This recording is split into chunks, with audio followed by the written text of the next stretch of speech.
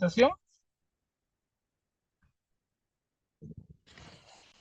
Ok, entonces vamos a empezar. El tema de hoy día que vamos a ver es sobre estudios observacionales.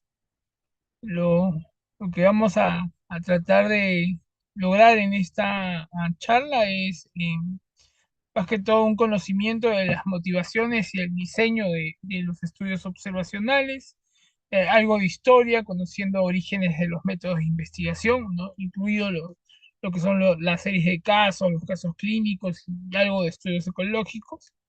eh, Abordar el diseño de estudio transversal, que generalmente es el tipo de estudio que más se va a realizar las personas que no están netamente abocadas a lo que es investigación, ¿no? Y también evaluar los estudios de casos y controles y también estudios cohortes, ¿no? Bien, entonces, para empezar, lo primero que debemos preguntarnos es cómo se diseña y se lleva a cabo los estudios para poder dilucidar la etiología y los factores de riesgos de una enfermedad. Realmente siempre nos preguntamos eso, ¿no? En nuestra práctica clínica vamos a observar muchos patrones y siempre vamos a tratar de identificar la posible causa y qué factores juegan o determinan el desarrollo de estas observaciones, ¿no? Generalmente podríamos preguntarnos si nos organizamos una intervención preventiva, por ejemplo, ¿no? Quisiéramos saber si esta intervención puede resultar efectiva, entonces deberíamos evaluar qué tipos de estudios son fundamentales, tantos para poder responder esta pregunta y sobre todo poder extrapolarlo a nivel clínico o a nivel de salud pública, ¿no? Ya hemos dicho, y aunque no es el tema de hoy, pero cuando queremos responder una pregunta sobre tratamiento o sobre intervenciones, el mejor estudio son los ensayos clínicos, ¿no? Y generalmente los ensayos clínicos no son estudios observacionales, porque nosotros vamos a manipular la variable, ¿no? Entonces, nosotros vamos a distribuir esa variable de investigación a determinados tipos y por eso ya no es un estudio observacional, sino se convierte en un estudio no observacional, porque estamos manipulando la variable de investigación. Entonces, debemos tener en cuenta eso, debemos tener en cuenta también que los pacientes y sus familiares a menudo pueden preguntarse varias situaciones relacionadas a la patología, ¿no? Y, por ejemplo, cuando tenemos un familiar o un paciente con una cardiopatía, ¿no? Sobre todo una cardiopatía isquémica, ellos se pueden preguntar si se puede tomar una aspirina de 100 miligramos para prevenir las secuelas o si tienen factores de riesgo para desarrollar una enfermedad cardiovascular, deberían tomar o no aspirina de 100 miligramos. Otras personas se pueden preguntar relacionado al cáncer de mama si realmente necesitan mamografías y con qué regularidad deben hacer estas mamografías para poder detectar el cáncer de mama. También podríamos preguntarnos cuál es la lectura de la presión arterial más alta que aceptará antes de recetarme medicamentos para reducir la presión sanguínea del médico que me está tratando, ¿no? También podríamos preguntarnos si una mujer que tiene un hijo con una malformación congénita eh, puede indagar o puede tratar de buscar las causas de esta malformación congénita y nos va a tratar de preguntar es por qué ha sucedido esto, es por algo que ella ha realizado durante el embarazo. eh, Se va a preguntar que si se queda de nuevo embarazada, cuál va a ser la probabilidad de que la malformación congénita vuelva a aparecer, ¿no? Entonces, todas estas preguntas generalmente van a suceder en el día a día de la atención clínica y ustedes, cuando sean médicos, van a tener que tratar de responderlas, ¿no? Entonces, los estudios observacionales nos van a ayudar para responder muchas de estas preguntas y otros tipos de estudios, si nosotros queremos determinar la causa de manera específica, pues esos van a ser otros tipos de estudios, como le dije ya, los estudios experimentales, ¿no? Por ejemplo, yo les contaba de la la clase pasada que había un cirujano, ¿no? Ochsner, que él había operado pacientes con cáncer de pulmón y observó pues que todos sus pacientes con cáncer de pulmón eran fumadores. Entonces, esta observación le llevó a sugerir que el tabaquismo tendría una posible relación causal con el desarrollo de cáncer de pulmón, ¿no? Y él trató de que se trate de aclarar esta naturaleza de relación entre el cáncer de pulmón y el consumo de tabaco, ¿no? Y se realizaron pues estudios de forma muy rigurosa en diferentes poblaciones. Uno de ellos es la Corte Británica de Médicos, en la cual se siguió tratar de identificar esta relación del cáncer de pulmón y el tabaco, ¿no? Entonces, gracias a estas observaciones, nosotros podemos responder muchas de estas preguntas. Entonces, los estudios observacionales son en consecuencia de la comprensión de los tipos de diseño de los estudios que se utilizan para la investigación, ¿no? Sobre todo para la investigación de la etiología, la identificación de factores de riesgo, ¿no? Junto con una apreciación de los problemas metodológicos implicados en tales estudios. Vamos a ver pues que siempre vamos a tener dificultades para poder desarrollar un estudio que quisiéramos en toda su plenitud. Entonces es muy importante que nosotros desarrollemos estos estudios para poder responder las preguntas que surgen en el entorno clínico como en la práctica de la salud pública. Recordando un poco los estudios observacionales, debemos tener en cuenta siempre la pregunta de investigación, ¿cuál es el objetivo? Si el objetivo de la investigación es responder a la pregunta ¿por qué? Esos estudios son analíticos, mientras que cuando el estudio que nosotros queremos realizar responde a preguntas como quién, dónde, cuándo, cómo, estamos hablando de estudios descriptivos, ¿no? En los estudios analíticos vamos a ver si nosotros vamos a controlar o no lo que yo les decía de manipular la variable de investigación o la variable de exposición que estamos averiguando. Y si nosotros vamos a manipular esa variable, ya no son estudios observacionales, sino que son considerados estudios no observacionales o estudios experimentales.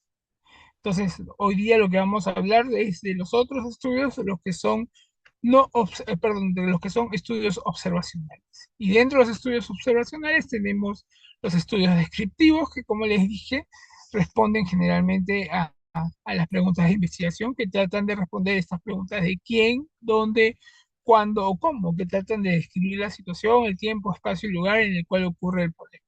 Entonces, si la unidad de análisis o la unidad de investigación es la población, vamos a hablar de estudios ecológicos. Cuando la unidad de análisis sea el paciente o el individuo, vamos a hablar de estudios longitudinales. Cuando los estudios se dicen longitudinales, cuando se siguen varios periodos al paciente, ¿no? O estudios transversales, cuando se hace una sola observación, ¿no? Entonces, cuando se hace una sola observación en el estudio, estamos hablando de un estudio transversal. Es como una foto en el momento, ¿no? ¿Y cuáles son los ejemplos de los estudios transversales? Pues estudios de pruebas diagnósticas, estudios de concordancias, estudios de asociación o los estudios de prevalencia puntual, no son caracterizados como estudios observacionales, ¿no? También tenemos otro tipo de estudios observacionales en los cuales nosotros podemos tener algunos criterios para formar grupos, ¿no? Cuando queremos evaluar la exposición, entonces estamos hablando de estudios cohortes, ¿no? Por ejemplo, podemos hacer un estudio hipotético en el cual evaluamos pues, a todos los pacientes que fuman y ver en el tiempo quiénes van a desarrollar cáncer. Entonces, ese es un estudio de exposición. Ya nosotros vamos interpretando pues, que esa exposición debe ser muy larga y hoy no sería ético pues, exponer a ninguna persona a una sustancia peligrosa, ¿no? Entonces, esos son estudios de cohortes. Nosotros tenemos un grupo que está expuesto al factor que estamos investigando. En este caso puede ser el tabaquismo y al final el desarrollo de esto nos va a llevar al cáncer de pulmón. Y otro grupo que no está fumando, ¿no? Y lo vamos a seguir en el tiempo hasta que termine el estudio o desarrolle el evento estudiado. Y el otro grupo de estudios es cuando partimos ya del efecto hacia atrás. O sea, este es un poco más económico y más corto, más efectivo a la hora de realizarlo. Podemos partir de todos los pacientes de cáncer de colon, perdón, de los pacientes con cáncer pulmonar y observar quiénes en sus antecedentes ha estado fumando y quiénes no han fumado para valorar si es o no un factor de riesgo. En algunas situaciones puede haber un estudio híbrido, ¿no? O sea, por ejemplo, la corte de Framingham que veía los factores de riesgo cardiovasculares. Entonces, es un estudio muy largo que se sigue pues, a una población eh, de Estados Unidos, de Framingham, en el cual pues lo siguen en el tiempo y ven los factores que van desarrollando para un evento cardiovascular. Entonces, este estudio ya tiene más de 40, 50 años, y entonces hay algunas variables que cuando se hizo el estudio no existían, ¿no? Por ejemplo, hace más de 50 años nosotros no evaluábamos, o mejor dicho, en los años 50, en los años 60 no se evaluaba troponinas, entonces llega el conocimiento, y entonces hay una sueroteca de los pacientes que se han cultivado, se han mantenido guardadas, y se evalúa, por ejemplo, los troponinas y evalúan pues, que el grupo que desarrollaba infartos miocardios tenían más troponinas que los que no desarrollaban, ¿no? Entonces, estas cositas pueden hacernos como estudios híbridos. Bien, entonces acá vamos a ver ya ejemplos de cada uno de estos tipos de estudios. Acá vamos a ver los casos clínicos y la serie de casos. Eh, Quizás uno de los orígenes más comunes y tempranos de la investigación médica es la observación cuidadosa por parte de los médicos y de otros proveedores de atención médica de lo que ven durante su práctica clínica. Por ejemplo, Pasteur era un químico, no era médico, sin embargo, pues él observó y dedujo que la, la enfermedad de la rabia era transmitida por un virus, incluso desarrolló una vacuna, ¿no? O Pasteur, pues, que dedujo que, perdón, o Koch dedujo que la enfermedad médico, ¿no? Dedujo, pues, que la tuberculosis era producida por una bacteria. Entonces, dichas observaciones a nivel individual pueden documentarse en un caso clínico que describen un fenómeno particular en un solo paciente o una serie de casos, ¿no? Que describen más pacientes con estas características. Generalmente, el objetivo principal de los casos clínicos y la serie de casos es tratar de proporcionar una Ah, perdón. descripción completa y detallada de los casos bajo la observación predicha, ¿no? Esto generalmente va a permitir que nosotros podamos identificar potencialmente casos similares, comunicarlos, ¿no? Y evaluar y tratar de actuar de acuerdo a estas recomendaciones. Acá, por ejemplo, tenemos una lámina en la cual en la época de la pandemia pues se describe el síndrome inflamatorio multisistémico que se observó en los niños con COVID, ¿no? Entonces acá es una serie de casos con esta enfermedad relacionada al COVID en un hospital pediátrico del país y donde pues lo que se hace es reportar los casos, ¿no? Que se han producido. En este caso, en esta primera serie se reportaron 8 casos y se describen pues las características epidemiológicas ¿Ya? y el Ah, tratamiento ya. del paciente. ¿Eso son ya? Ya somos 80 y solo está 31.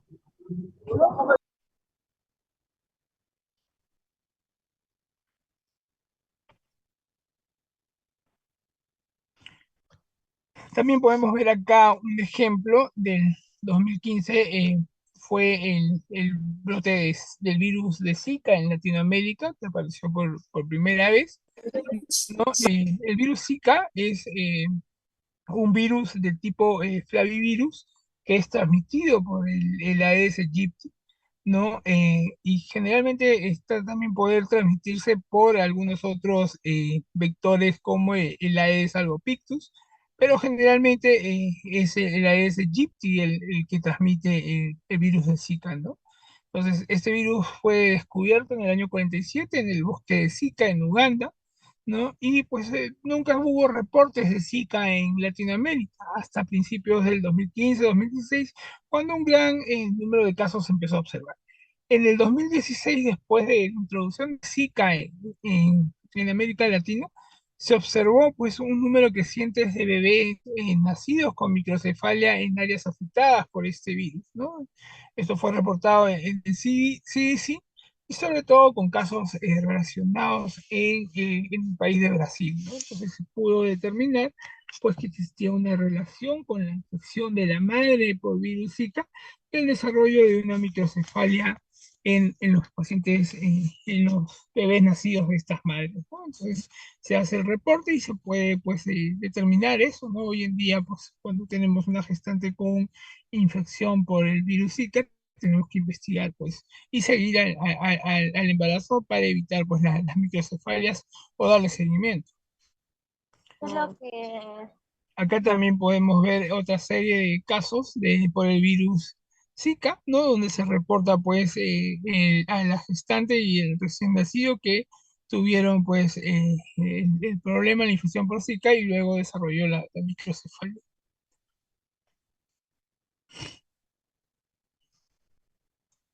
Hoy día sabemos que el Zika está relacionado en las gestantes pues, con una microcefalia, ¿no? Entonces, podemos ver eso en los casos clínicos, ¿no? Y generalmente los casos clínicos y las series de casos nos sirven para generar hipótesis, preguntas de investigación, especialmente cuando son simples, de bajo costo y fáciles de llevar, sobre todo en entornos clínicos de gran actividad, ¿no? Sin embargo, tenemos un problema, pues la falta de un grupo de comparación es una desventaja importante para poder generar conclusiones o para poderlo extrapolar a la población en general, ¿no? Entonces, ese es el gran problema que tenemos con estos casos clínicos o series de casos, ¿no? También tener en cuenta que cualquier asociación observada en un caso clínico o en una serie de casos, esto va a deberse o va a estar influido por factores de confusión potencialmente no medidos en el conocimiento de investigaciones, ya que contamos con un solo brazo y no solamente solo brazos, sino estamos incluyendo pacientes de acuerdo a nuestra conveniencia. Otro tipo de estudios no observacionales son los estudios ecológicos, ¿no? Generalmente el primer abordaje para determinar si existe una asociación puede ser el estudio de características del grupo, lo que nosotros llamamos como estudios ecológicos, ¿no?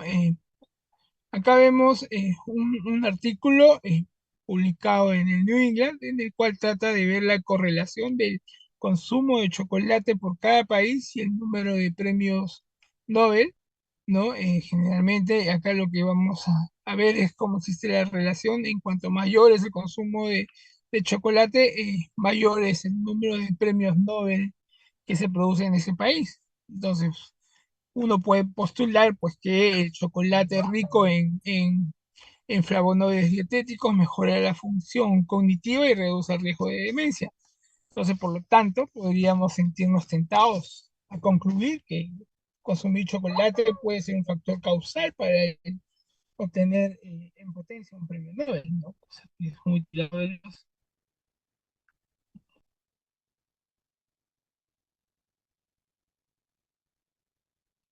un ratito, por favor.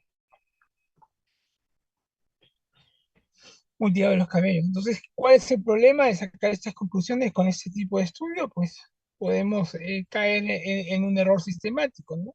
Considere a Suiza, por ejemplo, que tiene el mayor número de premios Nobel per cápita y el mayor consumo de chocolate, pero no podemos decir que por eso es la razón de ganar los premios Nobel, ¿no? Acá podemos ver el gráfico, ¿no? Y como Suiza, que tiene el mayor consumo de chocolates, está acá prácticamente solito, ¿no? Y tiene la mayor cantidad de premios Nobel por millones de habitantes, ¿no?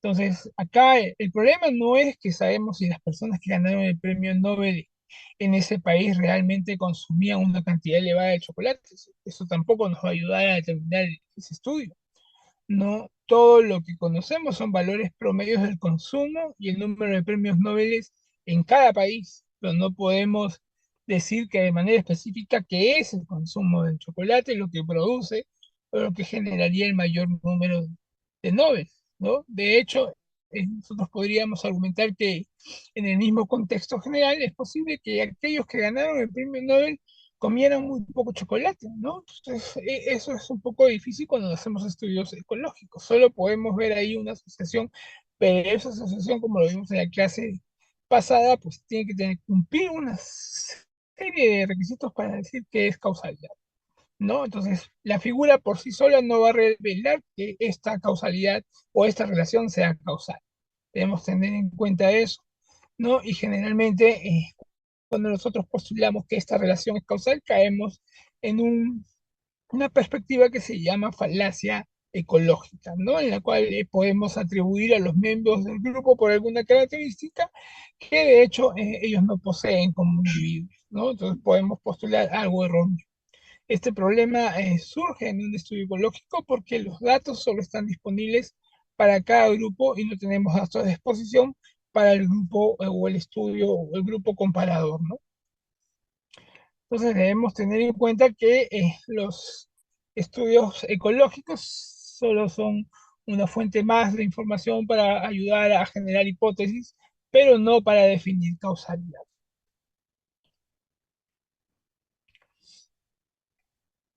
Acá, por ejemplo, podemos ver que en la tabla muestra un estudio de Carolina del Norte, en la cual explora la posible relación entre la exposición prenatal a la gripe durante un brote de gripe y el desarrollo posterior de una neoplasia que se conoce como leucemia linfocítica aguda en los niños, ¿no? Y entonces podemos ver ahí que la tasa de incidencia sin exposición a la gripe es de 3,1 por millón de habitantes, mientras que la tasa de incidencia por 100.000 habitantes, perdón, la tasa de incidencia de la exposición a la gripe, pues es en el trimestre es de 10, de 8 o de 2,9, bueno, en el tercer trimestre es menor, pero entre el primer y el segundo trimestre es mucho mayor que a los que estuvieron o no estuvieron expuestos a la gripe, ¿no? Observando pues que los pacientes que tienen eh, una exposición sin gripe y tienen leucemia, pues su riesgo es de 1 y hemos visto pues, que cuando el riesgo es igual a 1, ese riesgo no es significativo. Y mientras cuando vemos que el grupo que se evaluó y estuvo expuesto a la gripe, el riesgo relativo fue de 2,2, ¿no? Aunque no citan acá el intervalo de confianza, pero si tenemos solo estos números, podemos ver que sí, efectivamente, la exposición a la gripe podría tener una relación con la leucemia. Entonces, acá, ¿cuál sería el problema? Entonces, el primer problema es que cuando leemos el artículo, los autores no declararon, o los autores declararon que la asociación observada es entre el embarazo durante la epidemia de gripe y la leucemia subsiguiente en el fruto de dicha gestación, no lo declararon. Entonces, no se sabe si las madres de alguno de estos niños realmente sufrieron la gripe durante el embarazo, no se puede determinar con el estudio, ¿no? Lo que nos falta son datos individuales sobre la exposición o la infección gripal. Tampoco tenemos el número del individuo específico que adquirió o no la infección gripal, ¿no? Uno podría preguntarse por qué los investigadores no obtuvieron los datos de exposición necesarios. La razón más probable es que los investigadores emplearon certificados de nacimiento y datos de registros del cáncer, ya que ambos datos son relativamente fáciles de obtener, ¿no? Entonces lo que estamos haciendo es comparar en un periodo que hubo una mayor actividad de gripe y comparar ese mismo periodo con pacientes que fueron diagnosticados previo a un embarazo, ¿no? Entonces, eso es lo que nosotros estamos relacionando, pero de manera individual no podemos decir si específicamente ese paciente que tiene leucemia, su madre tuvo pues gripe en el embarazo, ¿no? Entonces, esas cosas son difíciles de demostrar con los estudios ecológicos. Pero en vista de todos estos problemas, ¿son importantes los estudios ecológicos? Pues sí, los estudios ecológicos son importantes ya que pueden sugerir varias vías de investigación que pueden ser prometedoras para arrojar una luz sobre las relaciones etiológicas, ¿no? En sí mismo, sin embargo, no van a demostrar de manera incluyente o concluyente que exista una verdadera asociación. Lo que nos ayuda en los estudios observacionales, generalmente cualquier tipo de estudio observacional, excepción de los casos control y de los cohortes, es que ellos nos van a ayudar a generar nuevas hipótesis y nuevos campos de investigación. Los estudios transversales, generalmente los estudios transversales, como les decía, traten de verlo como una foto del momento en la cual ustedes entran a un determinado problema y le toman una foto. Supongamos que estamos interesados en la posible relación entre el aumento del nivel de colesterol sérico, que viene a ser la exposición, y la evidencia electrocardiográfica de una arteriopatía coronaria, ¿no? La cual es la enfermedad. Entonces tenemos la exposición, que viene a ser el consumo de colesterol o el colesterol elevado en sangre, y una evidencia de una arteriopatía coronaria, lo que viene a ser la enfermedad, a través de una evidencia electrocardiográfica que vendría a ser el letaje. Entonces, en cada participante de la población estudiada vamos a determinar el nivel de colesterol sérico y vamos a realizar el AKG para detectar la presencia de la arteriopatía coronaria. La presencia de la arteriopatía coronaria va a definir un caso prevalente. O sea, simplemente ya sabemos que un caso prevalente puede ser un caso antiguo o puede ser un caso nuevo, pero solo nos dice que es un caso prevalente, un caso que está ahí en ese momento, ¿no? Y en este tipo de diseños de estudios se denomina estudio transversal porque la exposición y el resultado de la enfermedad se determina simultáneamente para cada participante del estudio. Entonces, como les decía, es como tomar una foto, ¿no? Tomamos la foto del paciente y en ese momento vamos a saber que tiene el colesterol elevado y que tiene el EKG alterado.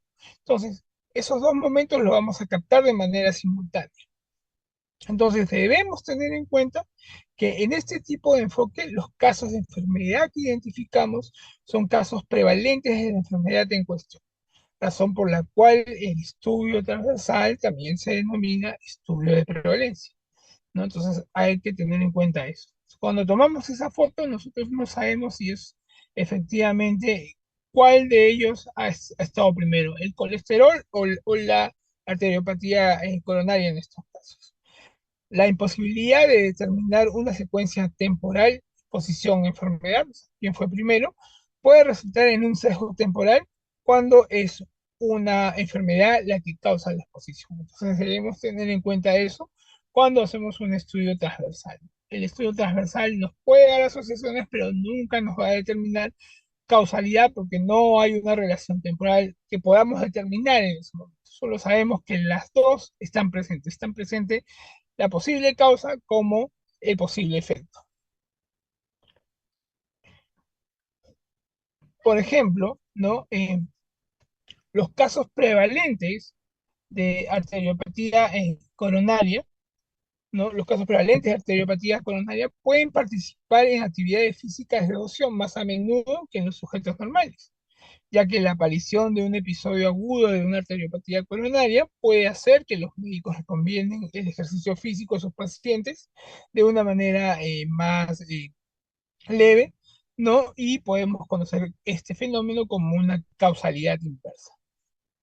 Sin embargo, debemos tener en cuenta que cuando la información sobre la exposición se obtiene mediante un cuestionario, es posible que determinemos si una exposición determina, por ejemplo, hábitos sedentarios, tabaquismo o consumo excesivo de alcohol, estuvo presente antes del inicio o pudo permitirnos una identificación en la secuencia temporal entre la exposición y la enfermedad.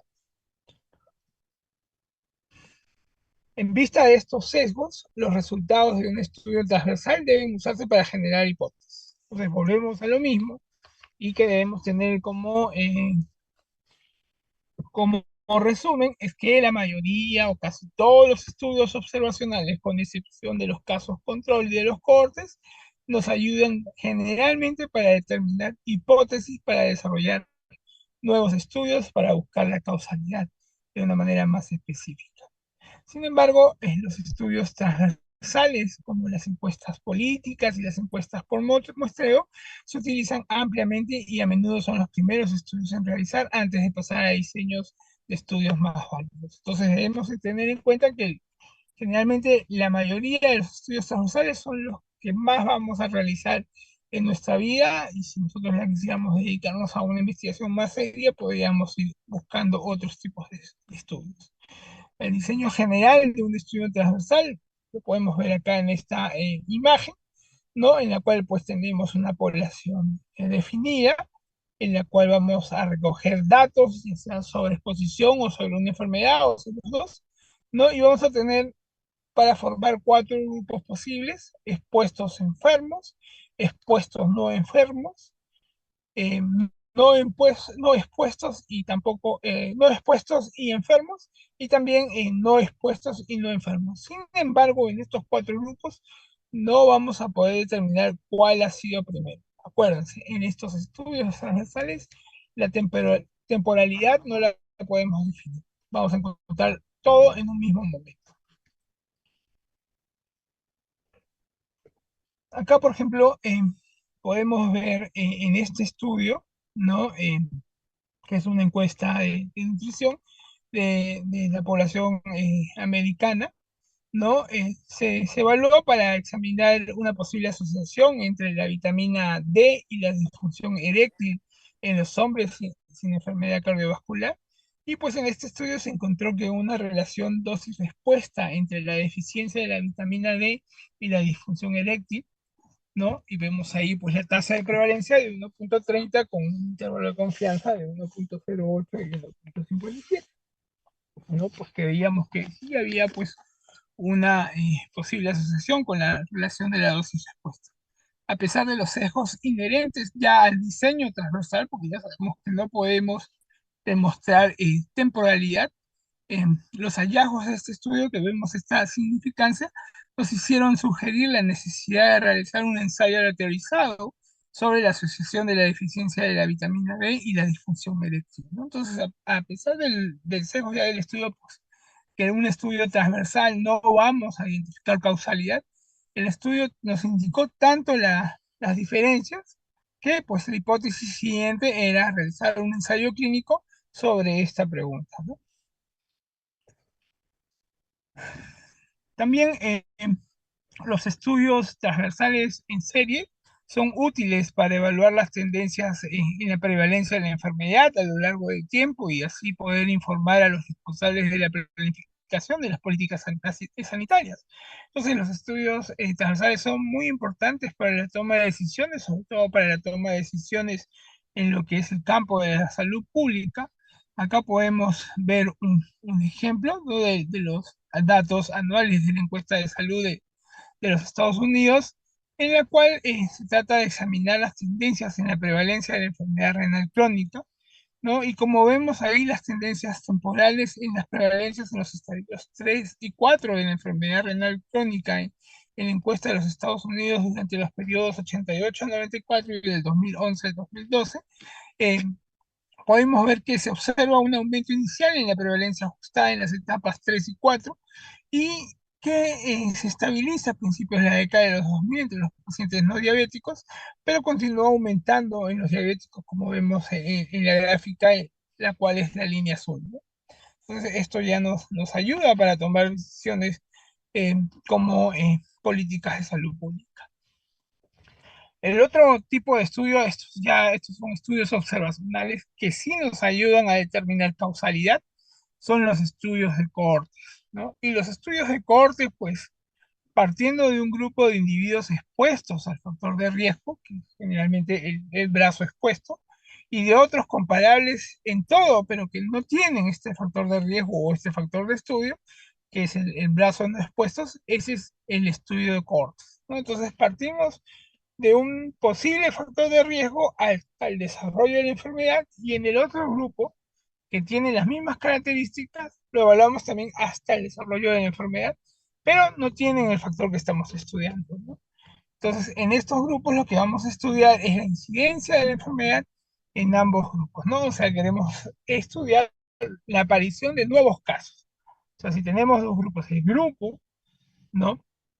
El grupo de estudiantes que está atendiendo pacientes y no se lava las manos y ver en esos pacientes que atienden cuántos desarrollan una infección nosocomial y el grupo de pacientes que se lava las manos, ¿no? Y sus pacientes desarrollan una infección nosocomial.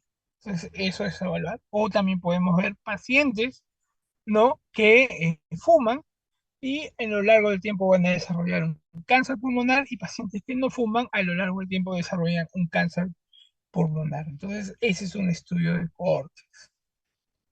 Generalmente el esquema básico de un estudio de cohortes es como el que vemos acá, el inicio del estudio. Entonces, de la base de población capturamos a los pacientes que tienen el factor de riesgo del estudio, que puede ser, por ejemplo, el consumo de tabaco, como ejemplo, ¿no? Y pacientes que no consumen tabaco. Y en el tiempo estimado que nosotros hemos delimitado en el ensayo del estudio, ver el fin del estudio. Entonces va a haber un grupo que va a desarrollar la enfermedad, en nuestro ejemplo sería el cáncer de pulmón, y otro grupo que no va a desarrollar la enfermedad. Y en el otro brazo, pues vamos a ver un grupo que no tenía el factor de riesgo, pero desarrolla la enfermedad, y otro grupo que no tenía el factor de riesgo y no desarrolla la enfermedad. Esos grupos los vamos a comparar en una tabla de 2 por 2 y vamos a conocer las incidencias de cada grupo. Luego de comparar las incidencias, nosotros vamos a exponerlos o lo vamos a dividir para conocer el riesgo relativo. Entonces, el riesgo relativo es la medida de asociación en estos estudios de cortes y generalmente mide la fuerza de asociación entre el factor de riesgo y la enfermedad.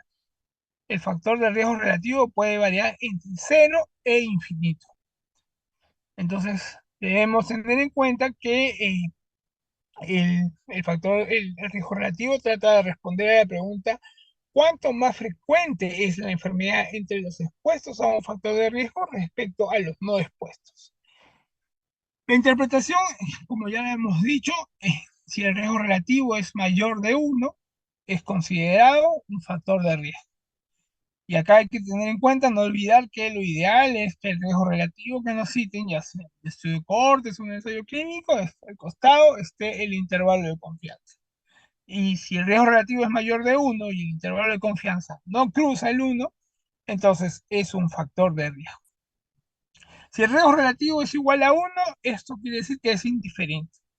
No hay diferencias entre los expuestos y los no expuestos. Total, no es un riesgo. Y si el riesgo relativo es menor de 1 y el intervalo de confianza también es menor del 1, no cruza el 1, esto se considera como un factor de protección, ¿no? Por ejemplo, en los pacientes que tienen el HDL alto, eso se considera como un factor protector para enfermedad cardiovascular isquémica. De manera global, los estudios cohortes son estudios longitudinales, son de seguimiento, son prospectivos, o sea, parten desde el inicio hacia el desarrollo de la enfermedad, excepto algunos estudios de cohortes históricas, como les mencioné con el ejemplo de los estudios híbridos, ¿no? Y generalmente estos estudios van desde la causa, desde el factor de riesgo, hacia la enfermedad que viene a ser el efecto. Ventajas de los estudios cohortes, generalmente debemos tener en cuenta que los estudios cohortes son el mejor estudio para comprobar hipótesis previas de causalidad, es el mejor estudio para evaluar la multiefectividad de los factores de riesgos, ¿no? Evaluar su posibilidad de sesgo es muy baja, ¿no? Y generalmente sirven para el estudio de exposiciones raras, ¿no? ¿Cuáles son los inconvenientes de los estudios cohorte? Generalmente no es bueno para el estudio de enfermedades raras, no es bueno para el estudio de enfermedades de largo periodo de incubación, ¿no? El coste de los estudios de cohorte son bastante altos, ¿no? No sirve para el estudio de la multicausalidad de la enfermedad, debemos tener en cuenta eso, o sea, lo ideal sería estudiar uno o dos factores de riesgo, no podemos estudiar varios en un solo estudio, ¿no? Y también lo que debemos tener en cuenta es que son difícilmente reproducibles. Entonces, desafortunadamente, los estudios de corte son muy caros y difíciles de realizar. Acá ahora vamos a ver los otros estudios, que son los casos control, ¿no?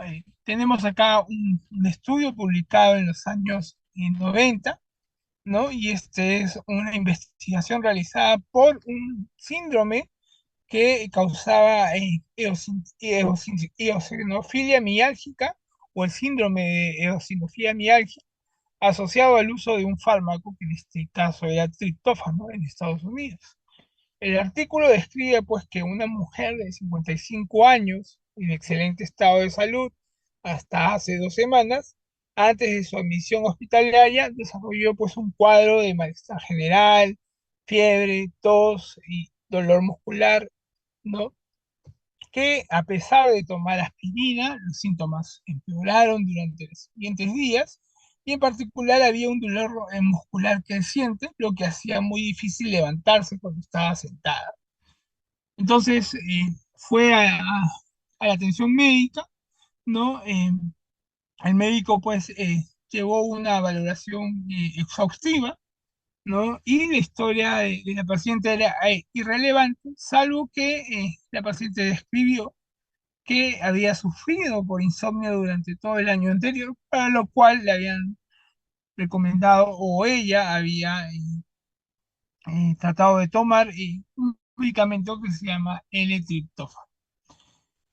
En el examen físico, pues el facultativo notó un ligero adolorimiento muscular difuso, una leve erupción maculopapular eritematosa en gran parte del cuerpo, ¿no? Y los estudios del laboratorio mostraban elevaciones en su cuenta de eosinófilos en más de 2000 células por mililitro cúbico, cuando el valor normal es menor a 250, y también valores elevados de la aldosa. Entonces le diagnosticaron el síndrome de mialgia eosinofílica. Entonces, partiendo de esta observación, se trató de buscar varios individuos enfermos, ¿no? Con esta característica, y este es el fin de los estudios de casos control, ¿no? Si hemos dicho que los estudios del cohorte empiezan de la exposición hacia el efecto, los casos control vienen al revés, desde el efecto o de la enfermedad hacia los factores de riesgo. Entonces, partimos de un grupo de individuos enfermos, ¿no? Que viene a ser la enfermedad o el efecto en ese caso, y de otros que son comparables en todo lo demás, o sea, en la edad, en el sexo, en todas las características que podemos evaluar, pero que no tienen la enfermedad de control, ¿no? Entonces se estudia la exposición en ambos grupos, ¿no? Y eso es lo que vamos a tratar de ubicar, ¿no? Es un estudio longitudinal, pero va de manera retrospectiva. Como les decía, va del efecto de la enfermedad hacia la búsqueda de las causas. Por ejemplo, podemos ver acá cómo funciona un estudio de casos control, ¿no? Podemos ver que va de los casos hacia los factores de riesgo, ¿no? Entonces, ¿cuáles son las ventajas de los casos control? Generalmente son estudios de corta duración, son ideal para el estudio de enfermedades raras, es el mejor tipo de estudio para enfermedades de largo periodo de inducción, su costo es muy bajo, ¿no? Es el mejor estudio para determinar multicausalidad para las enfermedades. ¿Se acuerdan? Con el caso de VIH vimos todas las causas que se habían estudiado en los antecedentes de los pacientes con VIH. ¿No? Es el mejor estudio para formular nuevas hipótesis etiológicas, ¿no? Y este es el flujo de los pacientes, ¿no? Por ejemplo, de acuerdo al caso que les comenté, entonces empezó a buscar pacientes que tenían este síndrome de mialgia eosinofilia y se buscó hacia atrás quienes habían consumido el triptófano y pacientes que no habían consumido el triptófano y tenían esta enfermedad. Igual otro grupo con las mismas características, pero que no tenían el síndrome de mialgia sionofilia y valoraban si habían consumido o no el triptófano, ¿no? Bien, eso es todo. No sé si hubiera alguna pregunta.